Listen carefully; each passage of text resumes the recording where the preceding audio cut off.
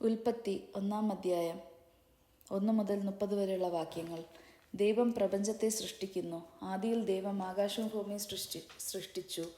ഭൂമി രൂപരഹിതവും ശൂന്യവുമായിരുന്നു. ആഴത്തിനു മുകളിൽ അന്ധകാരം വ്യാപിച്ചിരുന്നു. ദൈവത്തിൻ്റെ ചൈതന്യം വെള്ളത്തിനു മീതെ ചലിച്ചുകൊണ്ടിരുന്നു. ദൈവം അരുൾ ചെയ്തു, വെളിച്ചമുണ്ടാകട്ടെ. വെളിച്ചമുണ്ടായി. വെളിച്ചം നല്ലതെന്നും ദൈവം കണ്ടു.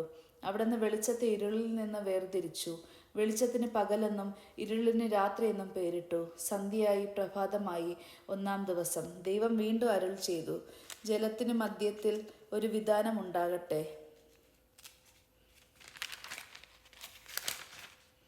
അത് ജലത്തെ രണ്ടാക്കി തിരിക്കട്ടെ. ദൈവം വിതാനമുണ്ടാക്കുകയും അതിന് താഴെയുള്ള ജലത്തെ മുകളിലുള്ള ജലത്തിൽ നിന്ന് വേർതിരിക്കുകയും ചെയ്തു.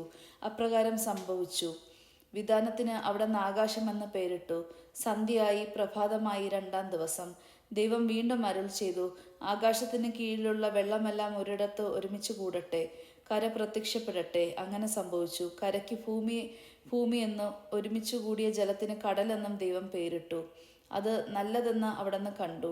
ദൈവം അരുൾ ചെയ്തു, ഭൂമി എല്ലാതരം ഹരിത സസ്യങ്ങളും ധ്യാനച്ചെടികളും വിത്തുകൾ കൊള്ളുന്ന ഫലങ്ങളും കായ്ക്കുന്ന വൃക്ഷങ്ങളും മുളപ്പിക്കട്ടെ. അങ്ങനെ സംഭവിച്ചു. ഭൂമി എല്ലാത്തരം ഹരിത സസ്യങ്ങളും ധ്യാനച്ചെടികളും വിത്തുമുള്ള ഫലങ്ങൾ കൂടിയ വൃക്ഷങ്ങളും മുളപ്പിച്ചു. അവ നല്ലതെന്ന് ദൈവം കണ്ടു. സന്ധ്യയായി, പ്രഭാതമായി, 3-ാം ദിവസം. ദൈവം വീണ്ടും അരുൾ ചെയ്തു, രാവും പകലും വേർതിരിക്കാൻ ആകാശവിതാനത്തിൽ പ്രകാശങ്ങൾ ഉണ്ടാകട്ടെ. അവ ഋതുക്കളും ദിനങ്ങളും വർഷങ്ങളും കുറിക്കുന്ന അടയാളങ്ങളായിരിക്കട്ടെ. ഭൂമിയിൽ പ്രകാശം ചൊരിയാൻ വേണ്ടി അവ ആകാശത്തിൻ്റെ ദീപങ്ങളായി നിൽക്കട്ടെ. അങ്ങനെ സംഭവിച്ചു. ദൈവം 2 മഹാദീപങ്ങൾ സൃഷ്ടിച്ചു. പകലിനെ നയിക്കാൻ വലുത്, രാത്രിയെ നയിക്കാൻ ചെറുത്. നക്ഷത്രങ്ങളെയും അവിടുന്ന് സൃഷ്ടിച്ചു. ഭൂമിയിൽ പ്രകാശം ചൊരിയാനും രാവിനെയും പകലിനെയും നിയന്ത്രിക്കാനും വെളിച്ചത്തെ ഇരുളിൽ നിന്ന് വേർതിരിക്കാനും ദൈവം അവയെ ആകാശവിതാനത്തിൽ സ്ഥാപിച്ചു. അത് നല്ലതെന്നും ദൈവം കണ്ടു. സന്ധ്യയായി, പ്രഭാതമായി, 4-ാം ദിവസം. ദൈവം വീണ്ടും അരുൾ ചെയ്തു, വെള്ളം ജീവജാലങ്ങളെ പുറപ്പെടുവിപ്പിക്കട്ടെ. പക്ഷികൾ ഭൂമിക്ക് മീതെ ആകാശവിതാനത്തിൽ പറക്കട്ടെ. അങ്ങനെ ദൈവം ഭീമാകാരങ്ങളായ ജലജന്തുക്കളെയും കടലിൽ പറ്റം ചേർന്ന് ചരിക്കുന്ന സകലവിധ ജീവനുകളെയും എല്ലാത്തരം പക്ഷികളെയും സൃഷ്ടിച്ചു. അവ നല്ലതെന്ന് അവിടുന്ന് കണ്ടു. ദൈവം അവയെ അങ്ങനെ അനുഗ്രഹിച്ചു, സമൃദ്ധമായി പെരുകി കടലിൽ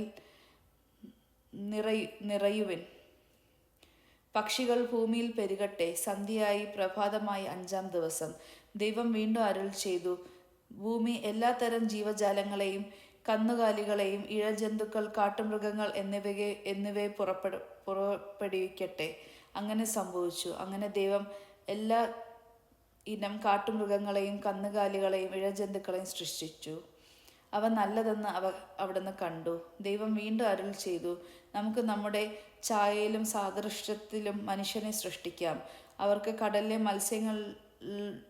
മത്സ്യങ്ങളുടെയും ആകാശത്തിലെ പറവകളുടെയും നാൽക്കാലികളുടെയും ഭൂമിയിൽ ഇഴുകുന്ന സർവ്വജീവികളുടെയും മേൽ ആധിപത്യം ഉണ്ടായിരിക്കട്ടെ. അങ്ങനെ ദൈവം തൻ്റെ ഛായയിൽ മനുഷ്യനെ സൃഷ്ടിച്ചു. ദൈവത്തിൻ്റെ ഛായയിൽ അവിടുന്ന് അവനെ സൃഷ്ടിച്ചു. സ്ത്രീയും പുരുഷനുമായി അവരെ സൃഷ്ടിച്ചു. ദൈവം അവരെ ഇങ്ങനെ അനുഗ്രഹിച്ചു, സന്താനപുഷ്ടിയുള്ളവരായി പെരുകുവിൻ, ഭൂമിയിൽ നിറഞ്ഞ് അതിനെ കീഴടങ്ങുവിൻ.